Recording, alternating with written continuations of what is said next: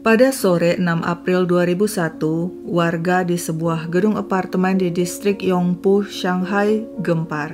Seorang pria, Lau Liu, menemukan istrinya, Nyonya Shen, tewas dibunuh di unit apartemen mereka. Anak mereka, Xiao Liu, yang saat itu sedang berada di rumah teman, buru-buru pulang setelah mendengar kabar buruk itu dan syok melihat ibunya telah tiada. Tim kepolisian distrik Yongpu mengamankan TKP. Nyonya Shen tewas di atas tempat tidur dengan tangan terikat tali. Di lehernya juga ada bekas jeratan tali. Tidak ada tanda-tanda kekerasan seksual. Seisi apartemen tampak normal, tidak ada barang-barang yang hilang. Berarti kejadian itu bukan perampokan. Seorang tetangga mengatakan, sebelum kejadian Nyonya Shen menerima tamu. Saya dengar ada yang memencet bel. Lalu saya dengar suara laki-laki. Petunjuk yang didapatkan polisi sangat terbatas. Tidak ada kamera CCTV di gedung apartemen. Meski begitu, polisi berhasil menganalisa beberapa hal, yakni pelaku dikenal Nyonya Shen, sebab dia masuk tidak dengan merusak pintu, melainkan masuk dengan dipersilakan Nyonya Shen. Bahkan Nyonya Shen menyajikan teh untuknya, sebab di meja ditemukan secangkir teh istimewa yang biasanya hanya disuguhkan untuk tamu. Karena pelaku tidak mengambil barang apapun dan tidak melakukan kekerasan seksual, polisi menyimpulkan pelaku membunuh Nyonya Shen karena sakit hati atau dendam. Nyonya Shen pensiunan pegawai rumah sakit. Hobinya menari. Kegiatannya sehari-hari ibu rumah tangga. Dia tidak punya musuh, juga tidak pernah berselingkuh. Sedangkan sang suami Lau Liu memiliki perusahaan konstruksi skala kecil dan berpenghasilan baik. Dia juga tidak punya musuh dan tidak pernah berselingkuh. Sang anak, Xiao Liu, normal, murid di sebuah sekolah kejuruan setara SMA dan memiliki hubungan harmonis dengan orang tuanya. Polisi menanyai berbagai pihak, tapi setelah 2 bulan melakukan investigasi, tidak diperoleh hasil berarti. Meski begitu, polisi tidak putus asa. Mereka kembali menanyai sang suami Lau dan sang anak Xiao. Coba ingat-ingat lagi, apakah ada hal-hal ganjil, hal-hal tidak biasa yang terjadi sebelum pembunuhan? Xiao ingat sehari sebelum kejadian, pada 5 April, dia menerima telepon aneh dari seorang pria yang mengaku dari pihak sekolah dan bertanya, "Apakah kamu Xiao Liu?" Xiao membenarkan.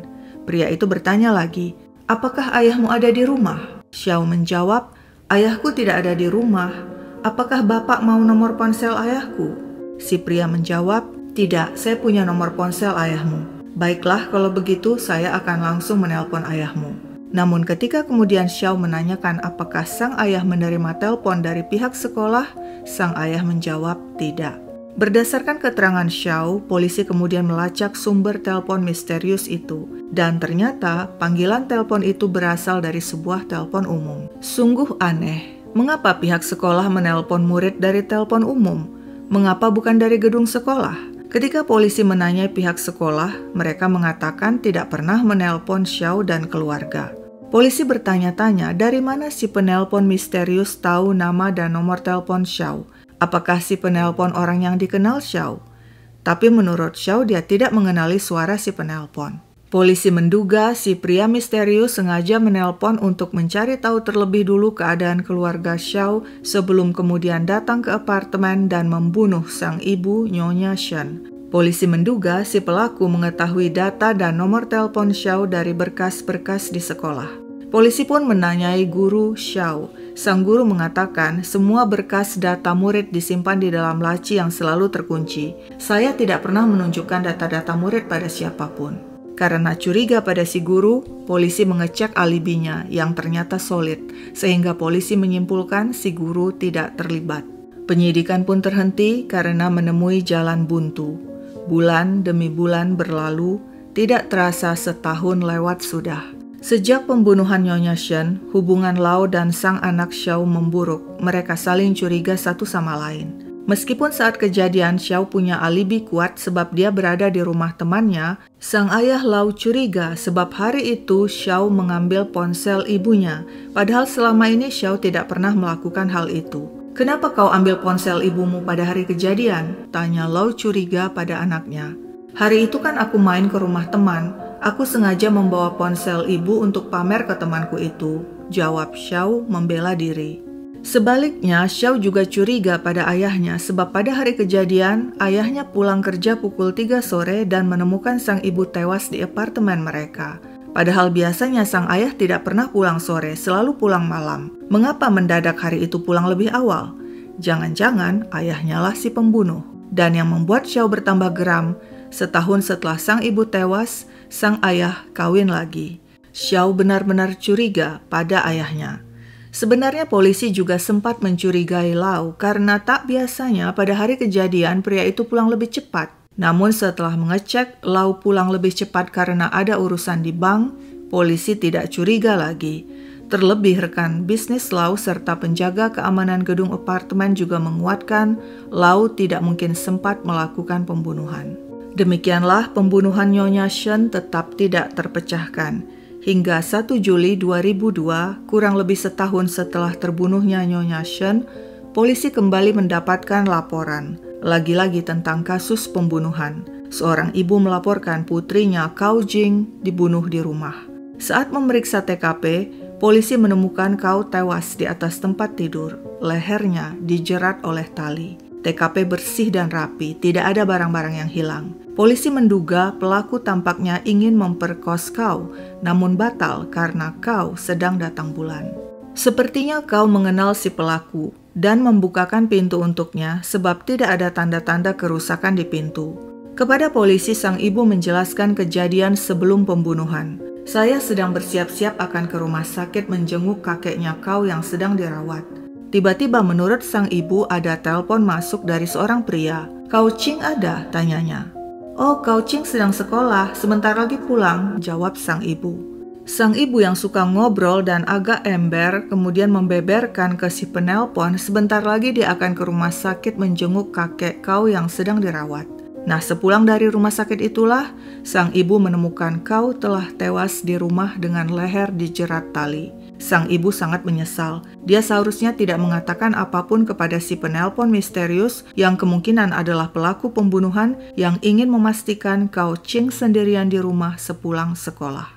Yang membuat polisi terkejut ketika si ibu bilang Cao adalah teman sekelas Xiao Liu yang setahun lalu ibunya Nyonya Shen tewas dibunuh dengan leher dijerat di atas tempat tidur. Polisi bertanya-tanya, mengapa kedua kasus pembunuhan itu mirip? Kedua korban ada hubungannya dengan sekolah kejuruan yang sama. Kedua korban juga sama-sama dibunuh di atas tempat tidur dengan leher dijerat tali. Dan sebelum dibunuh, keluarga korban sama-sama menerima telepon dari seorang pria misterius. Polisi pun melacak asal telepon misterius yang diterima ibu Cao. Ternyata telepon itu berasal dari telepon umum di sebuah toko di distrik Yangpu. Polisi mendatangi toko dan bertanya kepada pemiliknya, apakah Anda ingat ada orang yang menggunakan telepon di toko Anda pada 1 Juli 2002? Si pemilik toko membenarkan. Ya, hari itu gerimis, sekitar tengah hari, ada seorang laki-laki berusia sekitar 40-an memakai telepon. Tapi setelah menelpon dia buru-buru pergi, lalu saya memanggilnya karena dia belum membayar biaya telepon. Dia kemudian berbalik dan membayar 50 sen. Nah, saat itulah saya lihat sosoknya. Kulitnya kecoklatan, wajahnya lonjong, berkacamata, tingginya sekitar 170 cm. Dia tampak sopan dan terpelajar, meski begitu tatapannya tajam. Nah, berdasarkan penjelasan itu, polisi akhirnya berhasil membuat sketsa wajah si penelpon misterius yang diduga adalah pembunuh Cao Jing dan Nyonya Shen. Polisi menyimpulkan target si pelaku adalah murid di sekolah menengah kejuruan dan anggota keluarganya. Tapi dari mana si pelaku tahu data-data murid termasuk nomor telepon mereka? Ternyata murid-murid memiliki buku tahunan sekolah yang berisi foto dan data lengkap setiap murid. Tujuannya agar setelah lulus, semua murid bisa tetap saling kontak. Polisi menduga jangan-jangan ada buku tahunan yang jatuh ke tangan orang lain, yakni si pelaku. Polisi pun mengumpulkan para murid dan minta mereka menunjukkan buku tahunan milik mereka masing-masing. 50 murid mengatakan mereka masih menyimpan buku tahunan mereka dan tidak pernah menunjukkannya ke pihak lain. Selanjutnya, polisi memeriksa setiap murid, juga anggota keluarga mereka, dan mengambil seluruh sampel darah mereka untuk dicocokkan dengan DNA pelaku yang ditemukan di tali yang dipakai mengikat dan menjerat leher korban. Pada saat yang sama, polisi juga menunjukkan sketsa wajah si pelaku kepada para murid. Apakah kalian mengenali pria ini? Nah, saat itulah seorang murid, Liang Xiao, tiba-tiba membeberkan informasi penting kepada polisi. Seorang pria misterius berkacamata pernah bertemu ibunya di apartemen. Menurut Liang, di bulan Desember tahun lalu, 2001, di pagi hari, ibunya yang saat itu sedang berada di rumah menerima telepon dari seorang pria. "Halo, apakah Anda ibunya Liang Xiao?" Sang ibu lalu menjawab, "Ya, ini siapa?" Si pria menjawab dengan sopan dan meyakinkan, "Saya gurunya Liang. Pagi ini rencananya saya dan Guru Wang akan berkunjung untuk meninjau situasi tempat tinggal Liang. Tapi karena Guru Wang sakit, saya akan datang sendirian. Apakah di rumah ada orang? Apakah Liang ada?"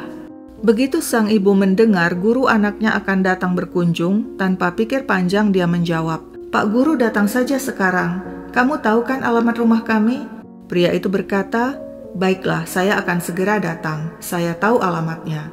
2 jam kemudian, seorang pria mengetuk pintu unit 602. Ibu Liang heran, mengapa Pak Guru mengetuk pintu apartemen unit nomor 602 dan bukan 601? Sebenarnya kedua unit apartemen itu tersambung dan milik keluarga Liang. Tapi setiap keluar masuk mereka selalu menggunakan pintu 601, sedangkan pintu unit 602 jarang digunakan. Kepada orang-orang mereka selalu mengatakan tinggal di unit 601, tapi di buku tahunan sekolah, Liang menuliskan nomor unit apartemennya 602. Nah, jelas sudah, si pria tentu mengetahui unit apartemen Liang dari buku tahunan. Demikianlah sang ibu membuka pintu dan mempersilakan pria itu masuk. Usianya sekitar 40-an, berpakaian rapi serta memakai kacamata, tampak sopan dan terpelajar. Si pria melihat-lihat kondisi apartemen dan memberi pujian. "Pak Guru, silakan duduk dan minum," kata sang ibu. Tapi pria itu tidak berniat berlama-lama. "Sepertinya saya datang pada waktu yang kurang tepat sebab Liang tidak di rumah. Nanti kapan-kapan saya akan datang lagi berkunjung bersama dengan Guru Wang." Lalu pria itu pergi begitu saja, sehingga sang ibu bingung dan bertanya-tanya, apa sih sebenarnya maksud Pak Guru? Karena penasaran, sang ibu menelpon Guru Wang dan menceritakan hal itu. Guru Wang terkejut dan mengatakan, "Kami para guru tidak pernah melakukan kunjungan apapun ke rumah murid." Wah, sang ibu bukan main terkejut. Kini dia yakin si pria adalah penipu. Entah apa maksudnya. Sang ibu jadi merinding. Tadinya dia ingin melaporkan hal itu kepada polisi, tapi setelah berpikir-pikir toh tidak terjadi apa-apa, dia batal melaporkan hal itu dan melupakannya. Demikianlah penjelasan Liang Xiao kepada polisi. Polisi langsung menemui ibunya Liang dan menunjukkan sketsa wajah pelaku. "Apakah ini si guru palsu yang pernah datang ke apartemen ibu?" Sang ibu membenarkan. Polisi merasa penyidikan semakin mantap dan terarah. Beberapa hal yang pasti adalah pelakunya pria, berusia 40-an, berkacamata, berpenampilan rapi, dan mengetahui data murid dari buku tahunan. Tapi sayangnya meskipun sampel darah semua murid, guru, karyawan sekolah, dan keluarga murid diperiksa, tak satu pun cocok dengan DNA yang ditemukan di TKP. Investigasi kembali mandek. Tahun demi tahun berlalu, tidak ada lagi terjadi pembunuhan serupa. Sementara itu, keluarga kedua korban tak putus dirundung malang. Lau Liu, suami Nyonya Shen, pada tahun 2015 sakit mendadak dan meninggal. Ternyata Lau tidak pernah melupakan tragedi yang menimpa sang istri dan dia sangat sedih sebab si pelaku tidak tertangkap juga. Keluarga korban lainnya, Cao Jing, lebih sengsara. Ayahnya meninggal pada tahun 2016. Ibunya yang stres memikirkan pembunuhan sang putri jatuh sakit dan tidak bisa bangkit lagi dari tempat tidur. Kondisi mentalnya juga terganggu. Kurang lebih 20 tahun sudah berlalu sejak pembunuhan. Kini telah memasuki tahun 2020. Dengan semakin rapinya data dan kemajuan teknologi DNA, polisi kembali mencocokkan DNA si pelaku dengan database pelaku kriminal, tapi lagi-lagi tak satu pun cocok. polisi memutuskan melakukan investigasi ulang. Mungkin saja ada anggota keluarga murid yang dulu terlewat dan luput dari pemeriksaan. Dan benar, seorang murid bernama Han Le memiliki ayah bernama Lau yang merupakan mantan napi. Nah, saat terjadi pembunuhan pada tahun 2001 dan 2002, polisi tidak memeriksa Lau karena sekeluar penjara, Lau pindah ke Singapura dan bekerja di sana. Namun sekarang Lau sudah kembali ke Shanghai dan saatnya memeriksa pria itu. Polisi pun minta Lau datang ke kantor polisi untuk pengambilan sampel darah guna keperluan investigasi. Anehnya, setiba di kantor polisi, Lau tampak uring-uringan dan bilang, "Saya tidak ada hubungannya dengan pembunuhan itu. Mengapa sejak awal kalian tidak menangkap dia?" Polisi heran. "Menangkap siapa?" Lau kaget. "Hah? Jadi sejak awal kalian tidak tahu tentang dia? Aku pikir kalian tahu, tapi belum menangkapnya karena kurang bukti." Polisi semakin bingung. "Siapa yang kau maksud?" Lau menjawab, "Yang Chiang Kuo, ayah angkat anakku Han Le." Waduh, kasus ini sudah berjalan 20 tahun dan baru kali ini polisi mendengar nama itu. Menurut Lau, sewaktu dulu dirinya dipenjara selama 10 tahun karena kasus penganiayaan, sang istri Min berselingkuh dengan seorang pria bernama Chiang Kuo. Ketika Lau bebas, dia dan Min kembali bersatu, tapi 2 tahun kemudian mereka bercerai. Lau pindah bekerja ke Singapura, sedangkan Min kembali berhubungan dengan Chiang Kuo. Min dan sang anak Han Le serta Chiang Kuo tinggal satu rumah, dan Chiang Kuo menjadi ayah angkat Han Le. Menurut Lau, Chiang Kuo lah yang patut dicurigai. "Periksa dia," katanya pada polisi. Polisi kemudian mendatangi kediaman Han Le dan sang ibu Min. "Mengapa sejak awal kau tidak mengatakan kau punya ayah angkat bernama Chiang Kuo?" tanya polisi pada Han Le. Menurut Han Le, karena dia malu nantinya orang-orang tahu ibunya dan Chiang Kuo kumpul kebo, sebab itu dia merahasiakannya dan tidak memberitahu polisi. Menurut sang ibu Min, dia sudah berpisah dengan Chiang Kuo yang temperamental. Chiang Kuo adalah pria bermasalah, sudah 3 kali keluar masuk bui. Pekerjaannya serabutan, dia suka menonton video porno. Setelah mendapatkan foto Chiang Kuo dari Min, polisi kembali mendatangi pemilik toko dan ibunya Liang untuk menunjukkan foto itu. Kali ini keduanya yakin foto itu adalah pria misterius berkacamata yang pernah mereka lihat dulu. Polisi pun memburu Chiang Kuo. Pada 14 Maret 2021, mereka datangi tempat tinggal pria itu. Mereka mengetuk-ngetuk pintu, tapi tidak ada jawaban. Esoknya, mereka datang lagi dan mendobrak masuk.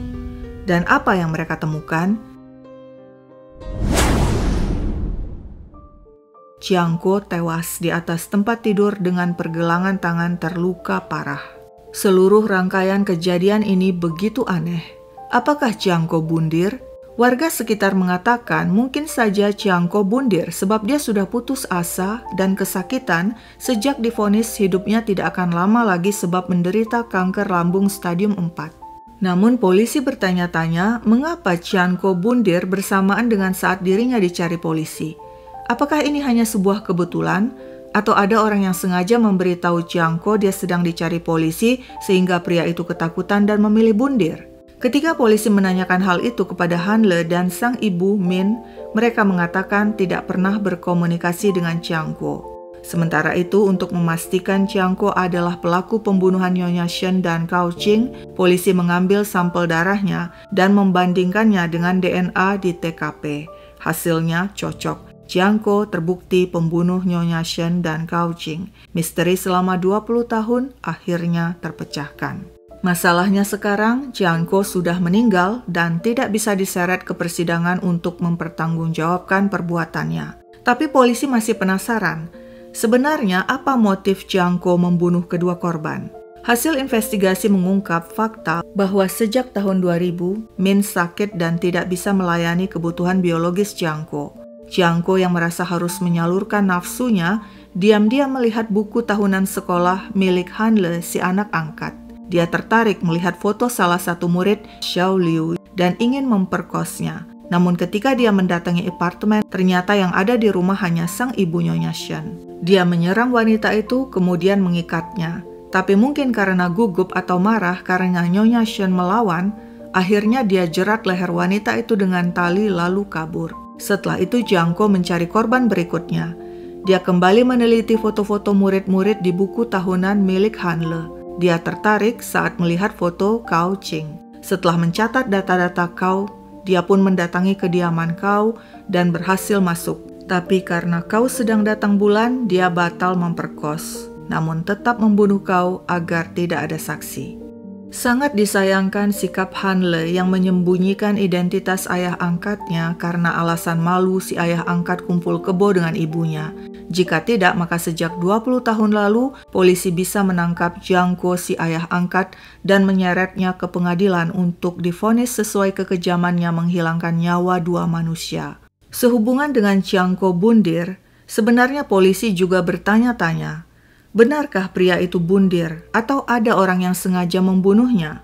Sebab luka di pergelangan tangan Jiang Ko begitu dalam, sedangkan Jiang Ko sudah terbaring lemah karena penyakitnya dan mustahil bisa melakukannya. Mungkinkah Hanle akhirnya memutuskan membunuh si ayah angkat sebab sebenarnya sejak awal dia tahu si ayah angkatlah pembunuh Nyonya Shen dan Cao Qing dan dia tidak ingin si ayah angkat buka mulut dan membeberkan pada polisi bahwa Hanle mengetahui semuanya? Misteri 20 tahun akhirnya terpecahkan, meskipun menimbulkan misteri baru lainnya. Namun polisi memutuskan menutup kasus tersebut karena si pelaku telah meninggal dunia. Sekian dulu ceritaku, sampai jumpa kapan-kapan.